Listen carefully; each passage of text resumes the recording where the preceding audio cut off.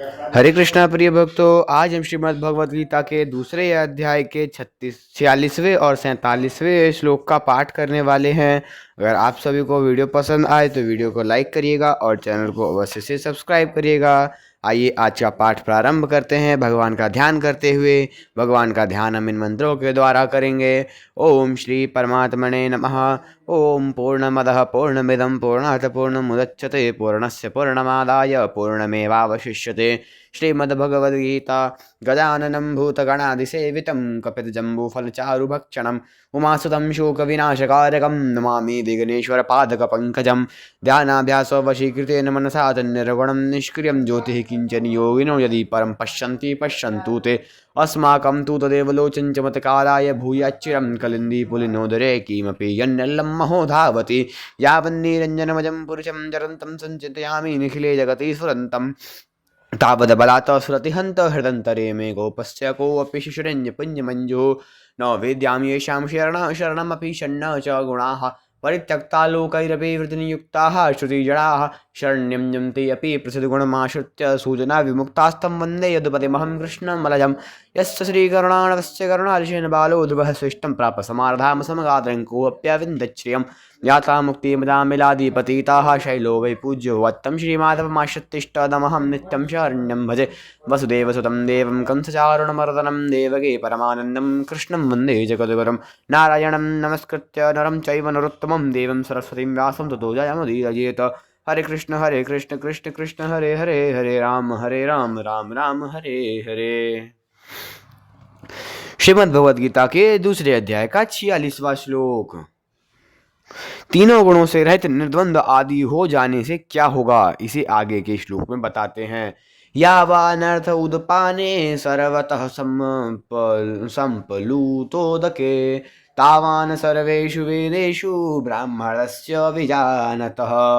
इस श्लोक का शब्दार्थ सर्वतः सब तरफ से, संप्लुतोदके परिपूर्ण महान जलाशय के प्राप्त होने पर, उदपाने छोटे गड्ढे में भरे जल में मनुष्य का यावान जितना अर्थ प्रयोजन रहता है, अर्थात कुछ भी प्रयोजन नहीं रहता, विजानतः वेदों और शास्त्रों के तत्व से जानने वाले, ब्राह्मणस्य ब्रह्मज्ञानी का, सर्वेषु संपूर्ण वेदेषु वेदों में, तावान उतना ही प्रयोजन रहता है, अर्थात कुछ भी प्रयोजन नहीं रहता। अर्थात सब ओर से परिपूर्ण जलाशय के प्राप्त हो जाने पर छोटे जलाशय में मनुष्य का जितना प्रयोजन रहता है, ब्रह्म को तत्व से जानने वाले ब्राह्मण का समस्त वेदों में उतना ही प्रयोजन रह जाता है।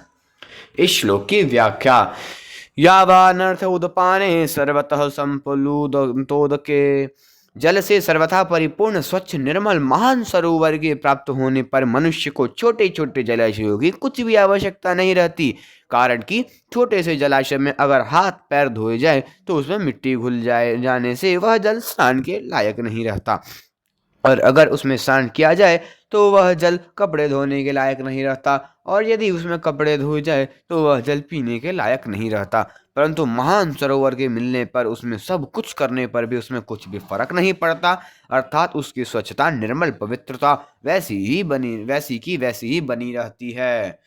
तावान सर्वेषु वेदेषु ब्राह्मणस्य विजानतः, ऐसे ही जो महापुरुष परमात्मा तत्व को प्राप्त हो गए हैं, उनके लिए वेदों में कहे हुए यज्ञ दान तप तीर्थ व्रत आदि जितने भी पुण्यकारी कार्य हैं, उन सब से उनका कोई मतलब नहीं रहता, अर्थात वे पुण्यकारी कार्य उनके लिए छोटे छोटे जलाशयों की तरह हो जाते हैं।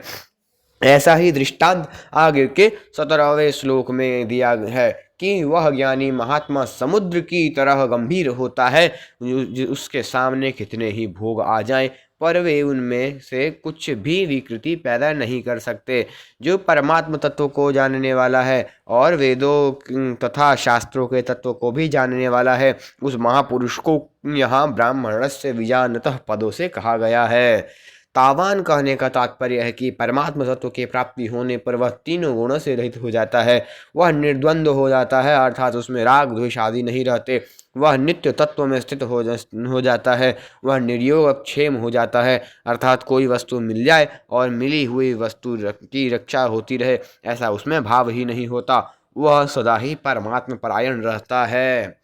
इस श्लोक का परिशिष्ट भाव। सांसारिक भोगों का अंत नहीं है और अनंत ब्रह्मांड है और उसमें अनंत तरह के भोग हैं, परंतु उनका त्याग कर दे, उनसे आसंग हो जाए उनका अंत आ जाता है।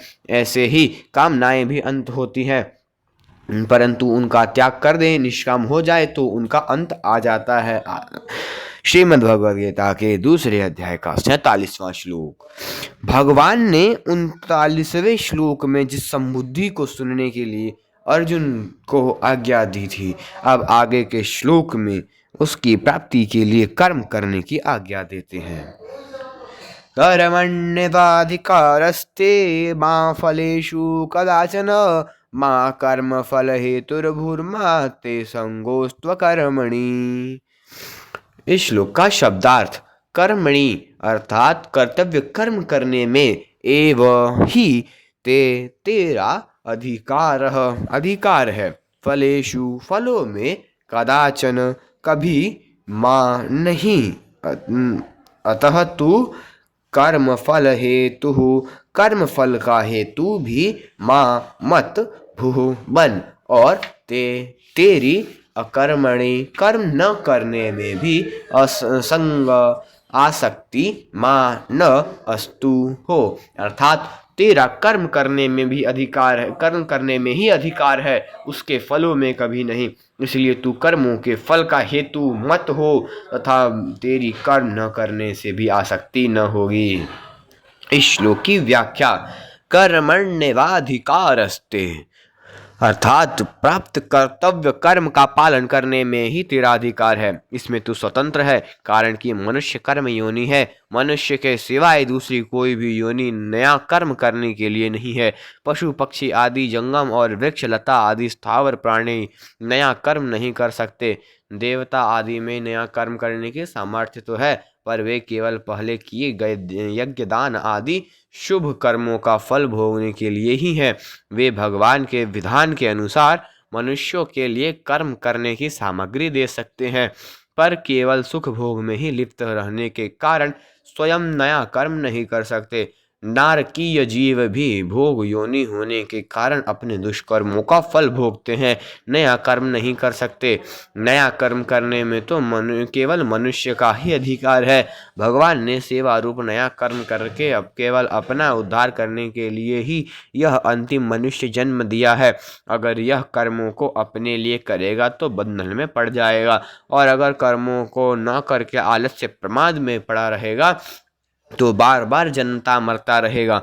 अतः भगवान कहते हैं कि तेरा केवल सेवा रूप कर्तव्य कर्म करने में ही अधिकार है।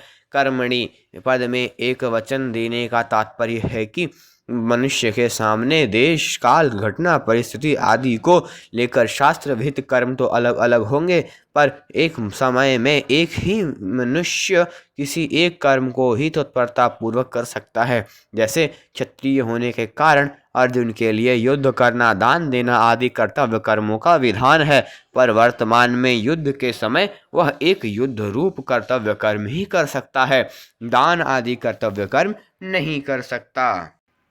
मार्मिक बात।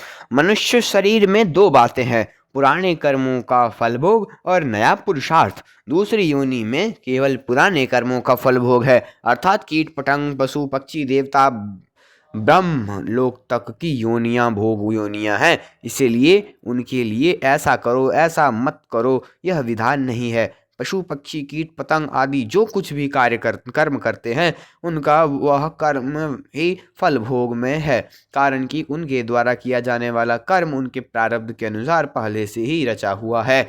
उनके जीवन में अनुकूल प्रतिकूल परिस्थिति का जो कुछ भोग होता है वह भोग ही फल भोग में ही है, परंतु मनुष्य शरीर तो केवल नए पुरुषार्थ के लिए ही मिला है, जिससे यह अपना उद्धार कर ले। इस मनुष्य शरीर में दो विभाग हैं, एक तो इसके सामने पुराने कर्मों के फल रूप में अनुकूल प्रतिकूल परिस्थिति आती है, और दूसरा यह नया पुरुषार्थ करता है। नए कर्मों के अनुसार ही इसके भविष्य का निर्माण होता है। इसलिए शास्त्र संत महापुरुषों का विधि निषेध राज्य आदि का शासन कर केवल मनुष्य के लिए ही होता है, क्योंकि मनुष्य में पुरुषार्थ की प्रधानता है और नए कर्मों को करने की स्वतंत्रता है, परंतु पिछले कर्मों के फलस्वरूप मिलने वाली अनुकूल प्रतिकूल परिस्थिति को बदलने में यह परतंत्र है। तात्पर्य यह है कि मनुष्य कर्म करने में स्वतंत्र और फल प्राप्ति में परतंत्र है, परंतु अनुकूल प्रतिकूल रूप से प्राप्त परिस्थिति का सदुपयोग करके मनुष्य उसको अपने उद्धार की साधन सामग्री बना सकता है, क्योंकि यह मनुष्य शरीर अपने उद्धार के लिए ही मिला है। इसलिए इसमें नया पुरुषार्थ भी उद्धार के लिए है और पुराने कर्मों के फल रूप से प्राप्त परिस्थिति भी उद्धार के लिए ही है। इसमें एक विशेष समझने की बात है कि इस मनुष्य जीवन में प्रारब्ध के अनुसार जो भी शुभ या अशुभ परिस्थितियां आती हैं, उस परिस्थिति को मनुष्य सुखदाई या दुखदाई तो मान सकता है, पर वास्तव में देखा जाए तो उस परिस्थिति से सुखी या दुखी होना कर्मों का फल नहीं है, प्रत्युत मूर्खता का फल है। कारण कि परिस्थिति तो बाहर से बनती है और सुखी दुखी होता है, यह स्वयं उस परिस्थिति के साथ तादात्म्य करके ही यह सुख दुख का भोक्ता बनता है। अगर मनुष्य उस परिस्थिति के साथ तादात्म्य न करके उसका सदुपयोग करे तो वही परिस्थिति उसका उद्धार करने के लिए साधन सामग्री बन जाएगी। सुखदायी परिस्थिति सदुपयोग है, दूसरों की सेवा करना दुखदायी परिस्थिति का सदुपयोग है। सुख की इच्छा का त्याग करना सुखदायी परिस्थिति का सदुपयोग है, दूसरों की सेवा करना, और दुखदायी परिस्थिति का सदुपयोग है सुख भोग की इच्छा का त्याग करना। दुखदायी परिस्थिति आने पर मनुष्यों को कभी भी घबराना नहीं चाहिए, प्रत्युत यह विचार करना चाहिए कि हम पहले सुख भोग की इच्छा से ही पाप किए थे और वे ही पाप दुखदायी परिस्थिति के रूप में हम आकर नष्ट हो रहे हैं। इसमें एक लाभ यह है कि उन पापों का प्रायश्चित हो रहा है और हम शुद्ध हो रहे हैं। दूसरा लाभ यह है कि हमें इस बात की चेतावनी मिलती है कि अब हम सुख भोग के लिए पाप करेंगे तो आगे भी इसी प्रकार दुखदायी परिस्थिति आएगी। इसलिए सुख भोग की इच्छा से अब कोई कामना करना ही नहीं है, प्रत्युत प्राणी मात्र के हित के लिए ही काम करना है। तात्पर्य यह हुआ कि पशु पक्षी कीट पतंग आदि योनियों के लिए पुराने कर्मों का फल और नया कर्म ये दोनों ही भोग रूप में है, और मनुष्य के लिए पुराने कर्मों का फल और नया कर्म ये दोनों ही उद्धार के समान है। माँ कर्मे माँ फलेषु कदाचन, फल में तेरा किंचन मात्र भी अधिकार नहीं है, अर्थात फल की प्राप्ति में तेरी स्वतंत्रता नहीं है, क्योंकि फल का विधान तो मेरे अधीन है। अतः फल की इच्छा न रखकर कर्तव्य कर्म कर। अगर तू फल की इच्छा रखकर कर्म करेगा तो तू बंध जाएगा। फले सक्तो निबद्धते, कारण की फलेच्छा अर्थात भोक्तृत्व पर ही कर्तृत्व टिका हुआ है, अर्थात भोक्तृत्व से ही कर्तृत्व आता है। फल इच्छा सर्वथा मिटने से कर्तृत्व मिट जाता है, और कर्तृत्व मिटने से मनुष्य कर्म करता हुआ भी नहीं बंधता। भाव यह हुआ कि वास्तव में मनुष्य कर्तृत्व में उतना फंसा हुआ नहीं है जितना फलेच्छा अर्थात भोक्तृत्व में फंसा हुआ है। अंतःकरण में भोक्तृत्व अधिक रहने के कारण ही मनुष्य भगवत प्राप्ति, तत्व ज्ञान, प्रेम प्राप्ति आदि कर्मों को अपन कारण मानता है। वास्तव में भगवत प्राप्ति आदि कर्मों पर नहीं है, प्रत्युत भाव और बोध पर ही निर्भर है। कारण कि अप्राप्त पदार्थों की प्राप्ति तो कर्मों पर निर्भर है, पर नित्य प्राप्त तत्व की प्राप्ति कर्मों पर निर्भर नहीं है। दूसरी बात, जितने भी कर्म होते हैं वे सभी प्राकृत पदार्थों और व्यक्तियों के संगठन से ही होते हैं। पदार्थों और व्यक्तियों के संगठन के बिना स्वयं कर्म कर ही नहीं सकता, अतः इनके संगठन के द्वारा किए हुए उन कर्म का फल अपने लिए चाहना ईमानदारी नहीं है। अतः कर्म का फल चाहना मनुष्य के लिए हितकारक नहीं है। फल में तेरा अधिकार नहीं है। इससे यह बात सिद्ध हो जाती है कि फल के साथ संबंध जोड़ने में अथवा न जोड़ने में मात्र मनुष्य स्वतंत्र है, सबल है, इसमें वे पराधीन और निर्बल नहीं है।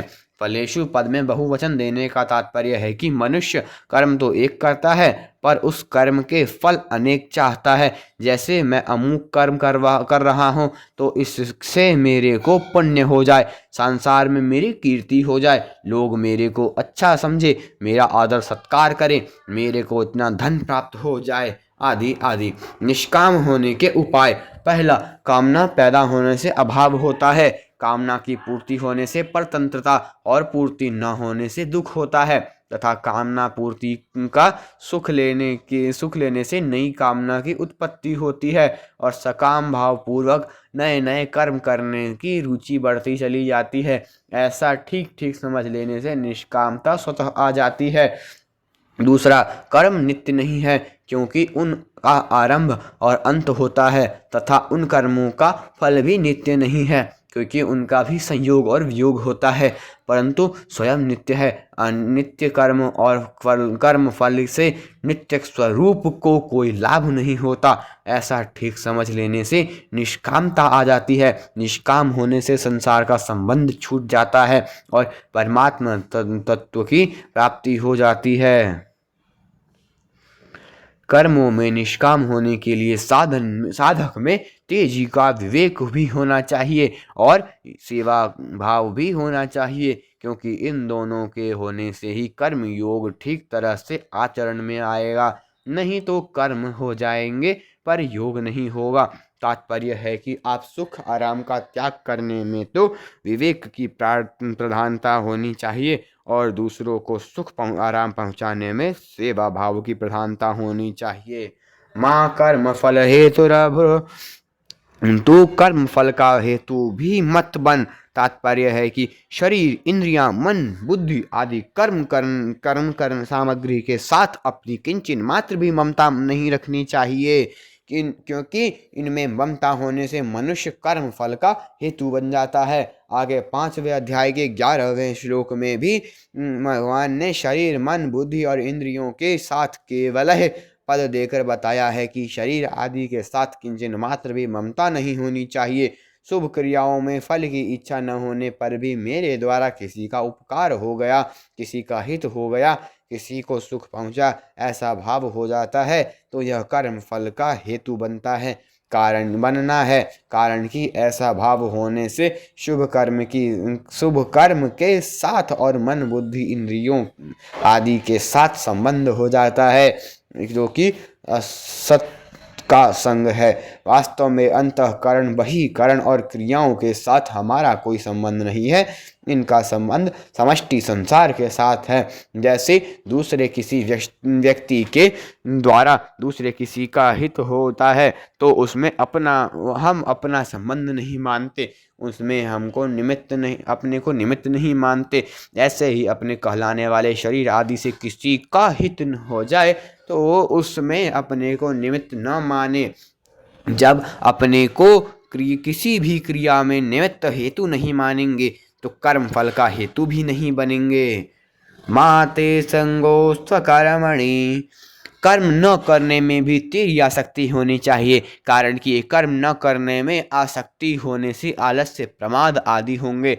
कर्म फल में आसक्ति हो रहने से जैसा बंधन होता है वैसा ही बंधन कर्म न करने में आलस्य, प्रमाद आदि होने से होता है, क्योंकि आलस्य प्रमाद का भी एक भोग होता है, अर्थात उनका भी एक सुख होता है जो तमोगुण है। निद्रा आलस्य प्रमादोत्थम तत्तामसमुदाहृतम, और जिसका फल अधोगति होता है, अधोगच्छन्ति तामसः। तात्पर्य यह हुआ कि राग आसक्ति नहीं कहीं भी होगी तो वह बांधने वाली हो जाएगी।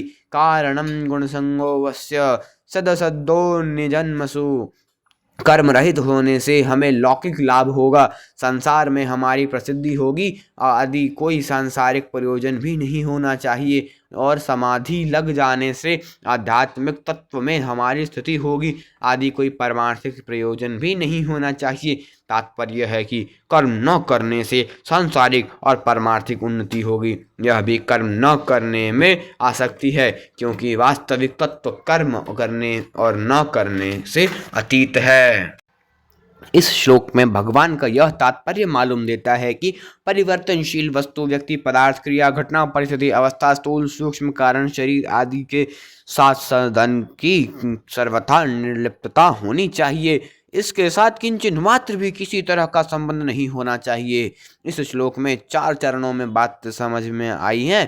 पहला, कर्म करने में ही तेरा अधिकार है। दूसरा, फल में कभी तेरा अधिकार नहीं है। तीसरा, तू कर्म फल का हेतु भी मत बन। और चौथा, कर्म न करने में भी तेरी आसक्ति न हो। इनमें से पहले और चौथे चरण की बात एक है तथा दूसरे और तीसरे चरण की बात एक है। पहले चरण में कर्म करने में अधिकार बताया है और चौथे चरण में कर्म न करने में आसक्ति होने का निषेध किया है। दूसरे चरण में फल की इच्छा का निषेध किया है और तीसरे चरण में फल का हेतु बनने का निषेध किया है। तात्पर्य यह हुआ कि अकर्मण्यता में रुचि होने से प्रमाद, आलस्य आदि तामसी वृत्ति के साथ तेरा संबंध हो जाएगा। कर्म एवं कर्म फल के साथ संबंध जोड़ने से तेरा राजसी वृत्ति के साथ संबंध हो जाएगा।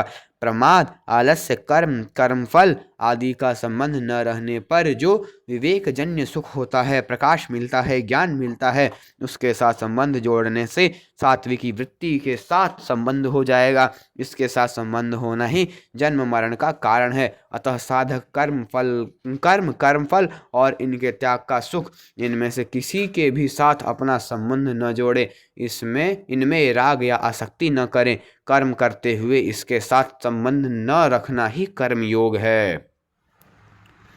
इस श्लोक का परिशिष्ट भाव, एक कर्म विभाग है और एक फल विभाग है। मनुष्य का कर्म विभाग में ही अधिकार है, फल विभाग में नहीं। कारण कि नया पुरुषार्थ होने से कर्म विभाग मनुष्य के अधीन है और पूर्वकृत कर्मों का भोग होने से फल विभाग प्रारब्ध के अधीन है। कर्म योग की दृष्टि से देखे तो मनुष्य को जो साधन सामग्री मिली है वह प्रारब्ध है और उसका सदुपयोग करना अर्थात उसको अपना और अपने लिए न मानकर प्रत्युत दूसरों का और दूसरों के लिए मानकर उनकी सेवा में लगाना पुरुषार्थ है। कर्म योग में मुख्य बात है अपने कर्तव्य के द्वारा दूसरे के अधिकार की रक्षा करना और कर्मफल का अर्थात अपने अधिकार का त्याग करना। दूसरे के अधिकार की रक्षा करने से पुराना राग मिट जाता है और अपने अधिकार का त्याग करने से नया राग पैदा नहीं होता। इस प्रकार पुराना राग मिटने से और नया राग पैदा न होने से कर्म योगी वीतराग हो जाता है। वीतराग होने पर उसको तत्व ज्ञान हो जाता है। कारण कि तत्व ज्ञान की प्राप्ति में नाशवान असत वस्तुओं का राग ही बाधक है। रागो लिंगम बोधस्य चित्तव्यया भूमि कुतः शाद्वलता यस्तस्य यस्य ज्ञानग्नि कोटरे तरुहो। तात्पर्य है कि वस्तु, व्यक्ति और क्रिया में मन का जो राग खिंचाव है यह अज्ञान का खास चिन्ह है। जैसे कि वृक्ष के कोटरे में आग लगी हो तो वह वृक्ष हरा भरा नहीं रहता, सूख जाता है। ऐसे ही जिसके भीतर में राग रूपी आग लगी हो उसको शांति नहीं मिल सकती। आज का यह श्लोक संपूर्ण हुआ। अगला श्लोक, पूर्व श्लोक में कर्म करने की आज्ञा देने के बाद अब भगवान कर्म करते हुए सम रहने का प्रकार बताते हैं। योगस्थः कुरु कर्माणि संगम त्यक्त्वा धनंजय सिद्धयो समो भूत्वा समत्वं योग उच्यते। हरे कृष्ण। अगर आप सभी को वीडियो पसंद आए तो वीडियो को लाइक करें और चैनल को अवश्य से सब्सक्राइब करें। हरे कृष्ण, हरि बोल।